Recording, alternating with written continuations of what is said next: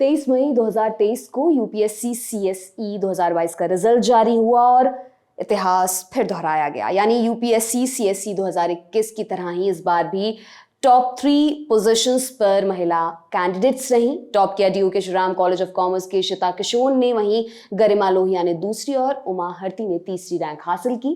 पिछले साल जेएनयू से पढ़ी श्रुति शर्मा ने टॉप किया था, वहीं अंकिता को दूसरी तो गामिनी को तीसरी रैंक मिली थी। आपको बता दें कि यूपीएससी सीएसई 2022 में कुल 933 कैंडिडेट्स को सिलेक्ट किया गया। इसमें 613 पुरुष कैंडिडेट्स और 320 महिला कैंडिडेट शामिल हैं। यानी 34% महिलाओं का सिलेक्शन इस बार सिविल सर्विसेज के लिए हुआ है। क्या ये नंबर सुखद है? बिल्कुल सुखद है। सिविल सेवाओं में महिलाओं का पार्टिसिपेशन लगातार बढ़ रहा है। 2 दशक पहले की बात करें तो केवल 20% महिला कैंडिडेट्स ही सिलेक्टेड थी। 2017 से 2019 तक महिलाओं का सिलेक्शन रेट करीब 24% रहा था। 2020 में तकरीबन 26% और 2021 में यह था 29% और इस साल यह रेट है 34%, यानी अब तक का सबसे ज्यादा।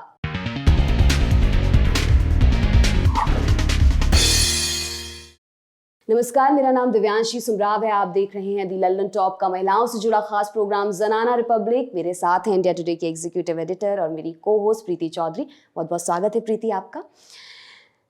आज के शो में हम बात करेंगे यूपीएससी सीएसई 2022 के रिजल्ट की, जहां लगातार दूसरी बार महिला कैंडिडेट्स ने टॉप 3 पोजीशंस पर कब्जा किया है। साथ ही बात होगी एडमिनिस्ट्रेटिव सर्विसेज में महिलाओं की भागीदारी की, उन चुनौतियों की जिनकी वजह से अभी भी महिलाओं का एडमिनिस्ट्रेशन में रिप्रेजेंटेशन कम है।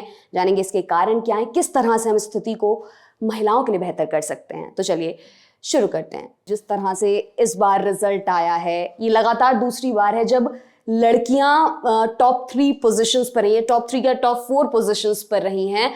और वाकई जो पूरा हम देख रहे हैं, चर्चा हो रही है, महिलाएं वर्क प्लेस में आगे बढ़ रही है, लगातार इस पर बात भी हो रही है। फॉर द टाइम बीइंग हो तो रही है, which I think is a very positive change. आप इसको कैसे देखते हैं, इस पूरे सिनेरियो को कैसे देखते हैं? दिवांशी, मुझे लगता है कि बहुत बढ़िया है, सेकंड टाइम रनिंग हुआ है, पर एक कंसिस्टेंट ट्रेंड है। क्योंकि अगर आप यूपीएससी के एग्जाम देखें, ये बहुत बड़ा एग्जाम होता है।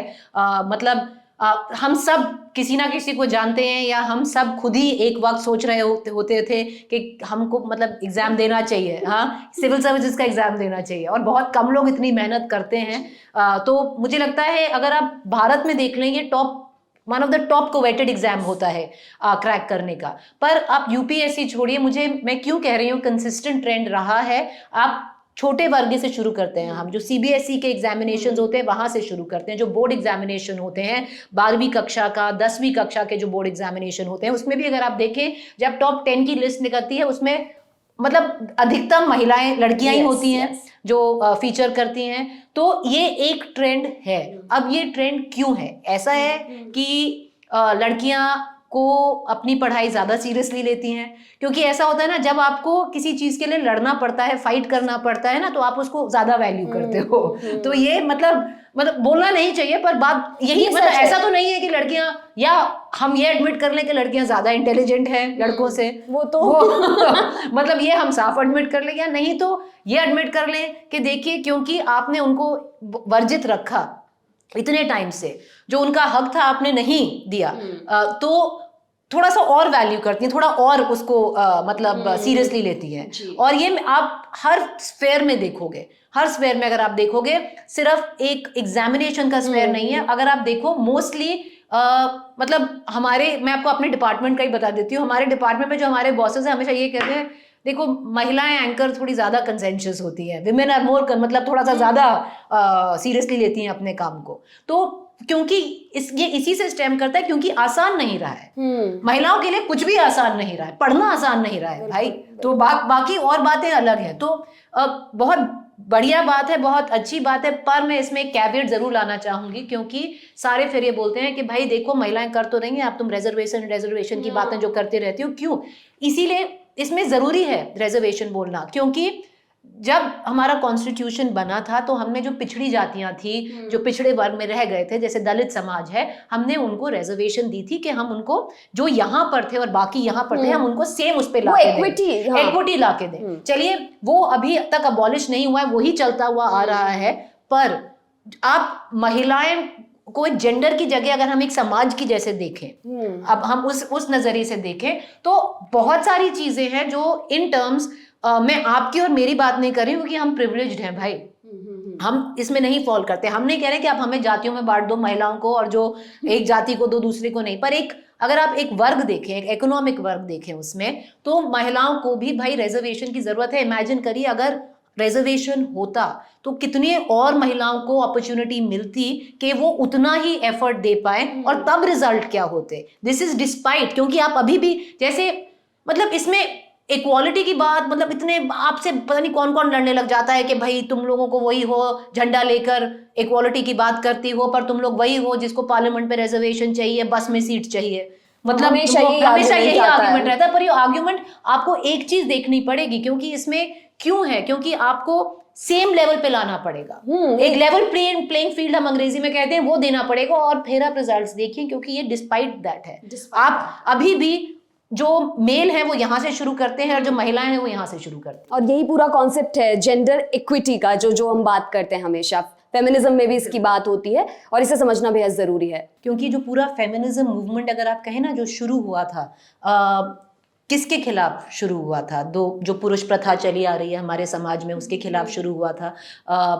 अब क्या हो गया ना, वो जैसे जैसे मैच्योर कर रहा है ये फेमिनिस्ट वुमेन राइट्स का मूवमेंट, तो वही समाज पहले तो इसको पुश बैक कर रहा था कि बिल्कुल मतलब फेमिनिस्ट झंडे वाली झोला झंडे वाली ऐसी मतलब पुश बैक कर रहा था। अब समझ में आ रहा है बहुत लोगों को कि देखो पुश बैक तो नहीं हो सकता, अब तो बहुत मतलब हाँ कि अब तो मतलब बहुत ज्यादा स्ट्रॉन्ग मूवमेंट हो गया है। तो अब ये फेमिनिज्म को भी मतलब तमगा दे देते हैं कि ये फेमिनिज्म है और ये फेमिनिज्म नहीं है। अब क्या हो रहा है, और ये सोचने की बात है, वही लोग जो पहले इस पूरे मूवमेंट को रोक रहे थे, अब वही लोग इस मूवमेंट को डिफाइन करना चाह रहे हैं, वही लोग इसको डेफिनेशन देना चाह रहे हैं कि ये असली फेमिनिज्म है, ये असली फेमिनिज्म नहीं है। ये एक अंग्रेजी में शब्द मैंने सुना है और मुझे तो बहुत मतलब घिनौना शब्द है, नाज़ी फेमिनिज्म, कि ये नाज़ी फेमिनिज्म है। नाज़ी फेमिनिज्म का मतलब है बेसिकली कि आप मुझे मतलब हिंदी में एक वर्ड इसके लिए दीजिए, कुछ ज्यादा एक्स्ट्रा, मतलब जो नाज़ीज करते थे आप वैसे फेमिनिस्ट हो गए हैं, कि जो नाज़ीज में जैसे पूरा उनका उन्होंने जो पूरी एक कम्युनिटी को ही मार डाला था, जो जूस थे, क्रूर, इतने क्रूर फेमिनिज्म कि ये नाज़ी फेमिनिज्म हो गया। मुझे आज तक इसका समझ नहीं आता है। और ये वही लोग हैं, पहले इसी शब्द को हेट करते थे, अब इसी शब्द को डिफाइन करते हैं और इसी शब्द को डिवाइड करते हैं और इसी शब्द पे तमके देते हैं कि भाई तुम सही फेमिनिस्ट हो, तुम सही फेमिनिज्म, तुम्हारा ये नहीं है। और फेमिनिज्म को छोड़िए, आइडियल वुमन का कॉन्सेप्ट जो क्रिएट हो गया है कि देखिए यही है आइडियल वुमन, यही है कि सुना नहीं कभी, देखो कितनी बढ़िया महिला है, घर का काम संभालती है और अपना ऑफिस का भी काम कितना बढ़िया से संभालती है, बच्चे कितने अच्छे हैं। कभी बोला जाएगा किसी मर्द को कि कितना बढ़िया मर्द है, घर का काम भी संभालता है, बाहर का अपना जॉब भी करता है, पर घर को इग्नोर नहीं करता है, ये कभी नहीं सुना जाएगा। पर महिलाओं के लिए हमेशा भाई ये तो ऐसा यूज होता है जैसे इतनी बड़ी प्रेज होती है, बहुत धड़ल्ले से ऐसे प्रेज के तौर पे यूज होता है। अरे नहीं, ये लड़की ऐसी नहीं है, हमारी बहू ऐसी नहीं है, हमारी बहू घर का काम तो संभालती है, ऑफिस जाती है, घर का काम बिल्कुल इग्नोर नहीं करती है, वो भी करती है। ये है आइडियल बहू, ये है आइडियल बहू। तो आप मतलब इनमें स्लॉट कर देते हैं। खैर, थोड़ा इतिहास में भी दाखिल होते हैं, वापस आते हैं पब्लिक एडमिनिस्ट्रेशन पर। 1951 में पहली बार आईएएस बनी अन्ना राजम मल्होत्रा का इंटरव्यू करने वाले बोर्ड ने उन्हें आईएएस ना बनने के लिए कहा था, सजेस्ट किया कि आप फॉरेन या सेंट्रल सर्विसेज ले लें, कहते हुए कि ये महिलाओं के लिए ज्यादा मुफीद हैं। लेकिन अन्ना ने अपना स्टैंड लिया, कैडर चुना। उस समय ये भी रूल था कि जैसे ही महिला अधिकारी की शादी होगी उनका पद खत्म हो जाएगा। आगे चलकर इसे हटा भी दिया गया। प्रीति, ये बात हम कर रहे हैं 1951 की, जब से स्टार्ट हुई है एडमिनिस्ट्रेटिव सर्विसेज में महिलाओं की एंट्री हुई है, पहली महिला आईएएस अन्ना राजम मल्होत्रा। और एक आंकड़ा है जो मैं बताना चाहूंगी, 1951 से 2020 तक 11,569 आईएएस ऑफिसर्स हुए, जिनमें से केवल 1,527 ही महिलाएं रहीं। और अन्ना राजम के समय से ब्यूरोक्रेसी में, एडमिनिस्ट्रेटिव सर्विसेज में महिलाओं का पार्टिसिपेशन बढ़ा जरूर है, लेकिन ये नंबर्स अभी भी निराशाजनक हैं। ये वैसी ही तस्वीर दिखाते हैं। कैबिनेट सेक्रेटरी के पद तक कोई महिला अभी तक नहीं पहुंच पाई हैं। जो डिपार्टमेंट्स उनको दिए जाते हैं वो कहीं ना कहीं, आप कल्चर डिपार्टमेंट हो गए, आप एजुकेशन, विमेन एम्पावरमेंट, वो सब WCD हमेशा महिला को ही दिया जाता है। क्यों? तो मेरा सवाल यही था कि क्या फैक्टर्स आपको लगते हैं कि इस फील्ड में अभी भी महिलाएं नहीं आ पाती हैं, या फिर आगे अगर वो एक बार आ भी जाती हैं तो आगे बढ़ने में क्या परेशानी होती है, आपको क्या लगता है? क्योंकि आप इनकरेज ही नहीं करते, क्योंकि लाइक आई सेड, जब बहुत बचपन में, जब आप कॉलेज में हम सब होते हैं, आप किसी का भी देख लीजिए, किसी भी वर्ग का देख लीजिए, from economically backward to economically forward, from any caste line, एक चीज कट करती है कास्ट और क्लास, और वो होता है subjugation of women, mostly stereotype ऐसा ही होता है। और ये क्यों होता है? क्योंकि महिलाओं को बचपन से मेन उनका करियर ऑप्शन उनको होता है शादी, करियर ऑप्शन शादी होता है कि आपको शादी करनी है। अब इसमें आपको होम साइंस लेना है या इसमें आपको मतलब ज्यादा पढ़ाई करके क्या करोगे, इस पे हम ट्यूशन क्यों बर्बाद कर रहे हैं, क्योंकि इसको तो मतलब जाना ही है, मतलब इसकी तो इसने शादी करनी है। तो और ये मेंटल कंडीशनिंग आप महिलाओं को भी कर देते हैं, इंस्टेड ऑफ सेइंग कि देखिए आपके पास सिविल सर्विसेज है, आपके पास जो भी है, जैसे मोस्ट बॉयज को ऑप्शंस दिए जाते हैं करियर्स के लिए, महिलाओं को उनके पेरेंट्स से लेकर समाज तक, उनके स्कूल तक एक बहुत क्लियर ऑप्शन दिया जाता है कि आपका टॉप 3 ऑप्शन अगर होता है, चलिए टीचर बन जाओ, क्योंकि टीचर बन जाओ, चलो मेडिसिन कर लो क्योंकि वो शादी के पोर्टफोलियो में बढ़िया लगेगा कि डॉक्टर है, ऐसे ऐसे मतलब रहेगा। पर मेन आपका करियर ऑप्शन जब आपका शादी होता है ना, कि मेन करियर ऑप्शन आपका शादी होता है, तो ये बहुत सारी जो इश्यूज हैं ये आते हैं, क्योंकि आप में क्यों इन्वेस्ट किया जाए, मतलब आपके पेरेंट्स भी आपके में इन्वेस्ट नहीं करेंगे, ना आपको एक्स्ट्रा ट्यूशन दिलवाएंगे, ना आपको गाइड करेंगे, क्योंकि उनकी गाइडेंस लिमिटेड है एक अच्छा लड़का ढूंढने के लिए आपके लिए, कि हमने अच्छा घर देखकर इसकी शादी कर दी, अब हमारा ये सक्सेसफुल हो गया है, अब हमारा काम खत्म है इन टर्म्स ऑफ। ऐसा नहीं है वो लड़की से प्यार नहीं करते, क्योंकि उनकी भी कंडीशनिंग ऐसी है कि उनको भी ऐसे यही सिखाया गया है कि लड़की की मतलब अल्टीमेटली तो इसकी शादी होनी है, करियर ऑप्शन सेकेंडरी है, वो असिस्ट करेगा मैरिज में, पर वो दुविधा नहीं डाल सकता। आईएएस ऑफिसर और कोई जो अदर गवर्नमेंट सर्विसेज होती हैं, वो मतलब सोचते ही नहीं है मोस्ट पेरेंट्स अपने लड़की को गाइड करने के लिए, क्योंकि पोस्टिंग हो जाएगी, हस्बैंड तो यहाँ पे रहेगा, इसकी पोस्टिंग हो जाएगी, फिर कैसे होगा, ये कैसे मैनेज करेगी, तो वो आपको नहीं देते हैं। तो आपको करियर ऑप्शंस मिलते हैं, टीचर बन जाओ, लेक्चरर लग जाओ, डॉक्टर बन जाओ, आपके पेरेंट्स ही आपको ऐसे देंगे, क्योंकि और ये उनकी गलती नहीं है, कंडीशनिंग ऐसी होती है, क्योंकि भाई वाकई में कल आपकी शादी हो जाए और आपके और आपका जो हस्बैंड है वो मान लीजिए दिल्ली में, आपकी पोस्टिंग कर दी जाए मान लीजिए चिकमंगलूर कर्नाटका में, तो फिर मतलब क्या होगा? तो बेसिकली फिर उनको लगेगा कि फिर अब महिला थोड़ा घर छोड़ के जा सकती है, हस्बैंड थोड़ा मूव करेगा, महिला हमेशा मूव करती है भाई। मतलब जो समाज में चला हुआ आ रहा है, ये बेसिकली करियर ऑप्शंस हैं कि हम क्यों देखते हैं कम महिलाओं को। और बाकी बात बहुत सिंपल है, हमारा आप कितना भी डिनाई कर लीजिए, हमारा पुरुष प्रथा समाज है, हम इसको कॉन्स्टेंटली चैलेंज करेंगे और करना चाहिए और बार बार बोलना चाहिए, बार बार करना चाहिए, पर ये तभी होगा जब आप एक्सेप्ट करेंगे भाई कि हमारा समाज ये है, अब हमको ये चाहिए फॉर इक्वालिटी। और इसी से मुझे एक बात याद आती है, क्योंकि शादी की बात आई तो मैं एक जगह पढ़ रही थी, मैं रिसर्च करते वक्त कुछ आर्टिकल्स पढ़े और उसमें एक जगह जिक्र था, एक आईएएस ऑफिसर ही खुद बता रही थी कि जब एक महिला आईएएस बन जाती है या किसी एडमिनिस्ट्रेटिव सर्विसेज में कोई अफसर लग जाती है, तो शादी के रिश्ते उसके लिए कम आने लगते हैं। और जब बिल्कुल अगर आप दूसरे एंड पर देखें, पुरुषों के लिए वो तादाद एकदम से शूट कर जाती है, वो एकदम बढ़ जाती है। तो ये बिल्कुल सच है, क्योंकि अगेन महिला थोड़ी ना अरे नहीं, वो ऐसा यूज हुआ जाता है, मैं कैसे बताऊं, मैं कहाँ पर थी, मैंने शादी बहुत लेट करी है, मतलब जो यूजुअली कहते हैं ना कि बड़ी मतलब एक एज होती है, भाई मैंने तो एक बहुत बहुत पार कर ली थी, फिर उसके बाद में मैंने शादी की थी। पर क्या होता है ना, आपको गिल्टी फील कराया जाता है, आप समाज में, मेरे पेरेंट्स ने तो कभी नहीं किया, मेरे पेरेंट्स तो बहुत ही कूल हैं और मेरे मतलब उन्हीं की वजह से मैं हूँ जो हूँ और मेरी थिंकिंग ऐसी है। पर अगर आप बाहर देखें ना, मुझे घर में तो ऐसा कुछ नहीं था, बाहर देखें, क्योंकि सब मतलब लोग कहते थे अरे ये तो करियर ओरिएंटेड है, करियर ओरिएंटेड ये एम्बिशियस बहुत है, ये जो करियर ओरिएंटेड एम्बिशियस, ये ना डेरोगेटरी शब्द होते हैं महिलाओं के लिए। अगर आप करियर ओरिएंटेड हैं तो मतलब आप फैमिली ओरिएंटेड नहीं है। और क्या चाहिए अगर शादी में, आपको तो फैमिली ओरिएंटेड होना चाहिए, क्योंकि देखिए जैसे कहते हैं ना कि गाड़ी 2 पहियों से चलती है, एक फैमिली ओरिएंटेड, एक को थोड़ा स्टेप वापस लेना पड़ता है कि दूसरा आगे चले। जाहिर है हमारे समाज में सिर्फ जो मैन है वही आगे चलेगा, उन्हीं उनका करियर ओरिएंटेड और एम्बिशियस होना, वाह वाह, हमारा होना। खैर, एक आर्टिकल में पढ़ रही थी, इंडियन एक्सप्रेस में छपा, श्रद्धा पांडे आईपीएस अफसर हैं, वो लिखती है कि एक महिला अफसर होने से जुड़े कई जरूरी पहलुओं पर उन्होंने बात की। पर्सनल और प्रोफेशनल लाइफ को बैलेंस करने के चैलेंजेस को भी उन्होंने हाईलाइट किया। वो कहती हैं कि हमने महिलाओं को फाइनेंशियली सिक्योर, इंडिपेंडेंट, एजुकेटेड ये सब बनाने के लिए कह दिया है, सिखा दिया है।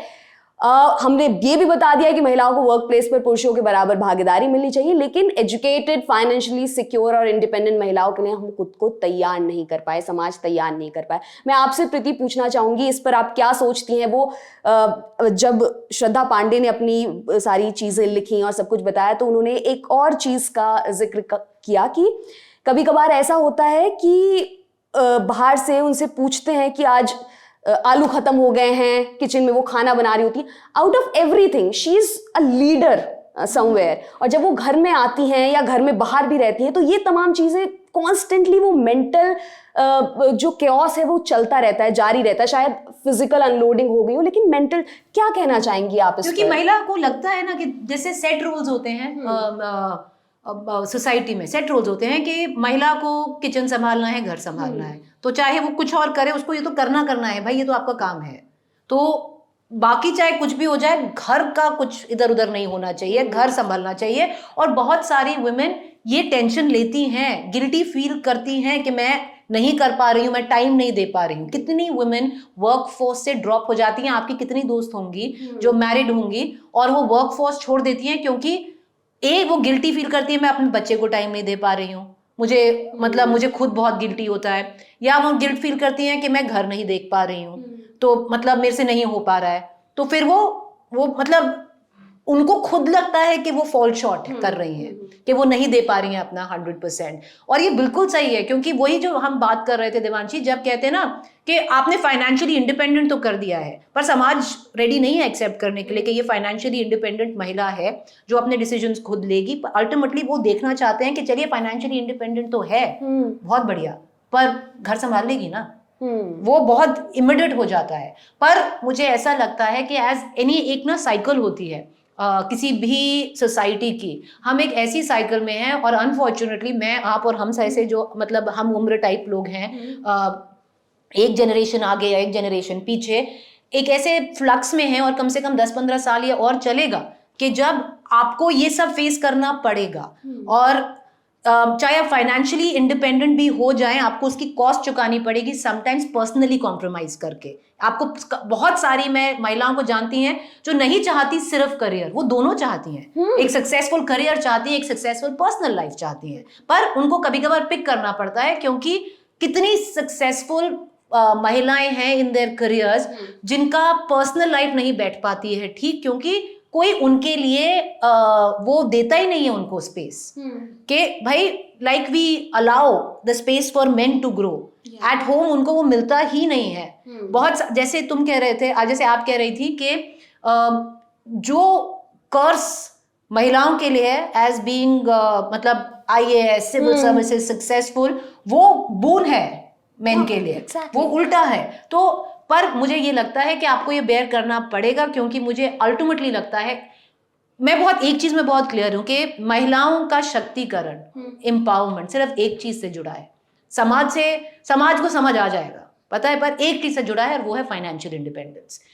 और वो जितनी आप फाइनेंशियली इंडिपेंडेंट महिला क्रिएट करोगे, वो उतना इंडिपेंडेंट डिसीजन लेंगी। और चाहे समाज चाहे या ना चाहे, ओवर टाइम, जैसे एक पूरा सर्कल होता है ना, उनको एक्सेप्ट करना पड़ेगा। तो make women financially independent and you are starting a different movement in this country. Yes, definitely. और हमने इस पर विस्तार से चर्चा भी की थी, कितना जरूरी है ये।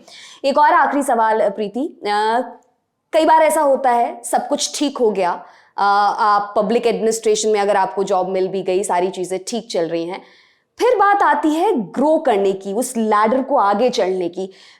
चाहे एफिशिएंट फीमेल ऑफिसर है और एफिशिएंट मेल ऑफिसर है, उन दोनों की जर्नीज में बहुत डिफरेंस होता है। फॉर एग्जाम्पल, महिलाओं की संख्या कई गुना ज़्यादा है पुरुषों के मुकाबले कि वो वॉलंटरी रिटायरमेंट लेती हैं, और प्रमोशंस में भी जो ग्लैमरस जो अगर पोस्ट्स हैं वो उनको जाती हैं, जो पुरुष हैं उनको जाती हैं, पुरुष ऑफिसर्स हैं, और महिलाओं को मिल जाता है जो डिपार्टमेंट है उनके लिए जो मुफीद माने जाते हैं उनको वो मिल जाते हैं। एक और दूसरी चीज़ आती है कि महिलाएं सॉफ्ट होती हैं। पॉलिटिशियन से आपको डिस्कशंस करने हैं, बहुत सारी चीज़ें करनी हैं आपको, आप लॉ और ऑर्डर की सिचुएशन नहीं संभाल सकती, आप वैसे वाले काम करिए जो वो सॉफ्टनेस से थोड़ा सा अलाइन करके चले। तो मैं इसमें भी थोड़ा सा जानना चाहती हूँ कि जब एक बार आप अंदर घुस जाते हैं, आप चले जाते हैं, उसके बाद लाइफ एज अ महिला अफसर कितनी चैलेंजिंग आपको लगती है कि हो सकती है, और ये जो तमाम चीज़ें, चाहे वो प्रमोशन हो, चाहे वॉलंटरी रिटायरमेंट की बात हो, वो कितना अफेक्ट करते हैं आगे आने वाली महिला अफसर को भी, आपसे मैं थोड़ा सा जानना चाहूँगी। मुझे लगता है, पता है, कोई फील्ड्स डिफिकल्ट होती हैं, कोई नहीं होती हैं to adjust for women, not just adjust to grow for women. मैं आपको बस, मतलब सिविल सर्विसेज नहीं है, पर मैं आपको अपना एग्जांपल दे देती हूँ, क्योंकि जब मैंने जर्नलिज्म शुरू किया था 20 साल हो गए अब, मतलब होने वाले हैं 17 साल मान लीजिए हो गए हैं, 16-17 ईयर्स हो गए हैं। जब मैंने जर्नलिज्म शुरू किया था तब ऐसा वक्त था देवांशी जब मेरे को, आई स्टिल रिमेंबर इन मतलब my first job was in 2010 मान लीजिए, और तब 2010 मतलब 14 साल, उसके पहले इंटर्न तो 17 साल हो गए हैं तो था। और उस वक्त ऐसा था कि मेरे को पॉलिटिक्स शुरू से करनी थी, बहुत क्लियर थी कि मेरे को पॉलिटिकल जर्नलिस्ट बनना है। मेरे पहले 2 साल मैंने फैशन किया, फिर मैंने एंटरटेनमेंट किया, क्योंकि देखते ही मुझे बोला कि भाई नहीं, आप इसमें बेस्ट फिट हैं। मतलब पहले उन्होंने बिना मेरे को मतलब टेस्ट करे या मेरा कैपेबिलिटीज जाने, बिगिनिंग से हो गया आप बेस्ट फैशन में फिट रहेंगी या आप इसमें एंटरटेनमेंट में फिट रहेंगी। मैंने 2 साल किया क्योंकि आप यंग हैं, आपको करना है काम, तो उसे शुरू किया। और इतना मुश्किल रहा है हर स्टेप में। फॉर एग्जाम्पल, अगर आप पॉलिटिकल जर्नलिस्ट बन भी जाते हैं, बहुत सारी चीजें जो आप नहीं कर पाते फिर वो आपके अगेंस्ट यूज होती हैं, क्योंकि मोस्ट पॉलिटिशियंस अगर आप देखें जो सीनियर लीडर्स होते हैं, क्योंकि वो दिन भर इधर उधर की बातें होती हैं, वो जर्नलिस्ट से सिर्फ 11 बजे या 10 बजे के बाद मिलते हैं यूजुअली, ऐसा मतलब मैंने देखा है। अब उसमें जो हमारे ब्यूरो चीफ हैं वो कहते हैं अरे तुम तो मिल नहीं पाओगी, तो ये पार्टी की बीट हम इनको दे देते हैं, तुम इस पे फोकस कर लो। तो ये डबल एज स्वॉर्ड है और ये बहुत फेस करना पड़ता है, और ये सर्विसेज में भी यही होता है। एग्जैक्टली यही होता होगा, क्योंकि जो भी फील्ड है महिलाओं की जर्नी कहीं ना कहीं सेम है, it's all related, it's all interconnected. खैर, बहुत बहुत शुक्रिया प्रीति कि आप ज़नाना रिपब्लिक के इस एपिसोड में आई और विस्तार से आपने तमाम चीज़ों पर बात की। बड़े ज़रूरी सब्जेक्ट्स जो इस टाइम पर यूपीएससी का रिजल्ट आया है बाहर, उन्हें लेकर, पब्लिक एडमिनिस्ट्रेशन में महिलाओं की क्या स्थिति है उसे लेकर हम अगले एपिसोड में अपने दर्शकों के सामने आएंगे कुछ नए मुद्दों को लेकर। तब तक के लिए आप देखते रहिए दी लल्लन टॉक। बहुत बहुत शुक्रिया।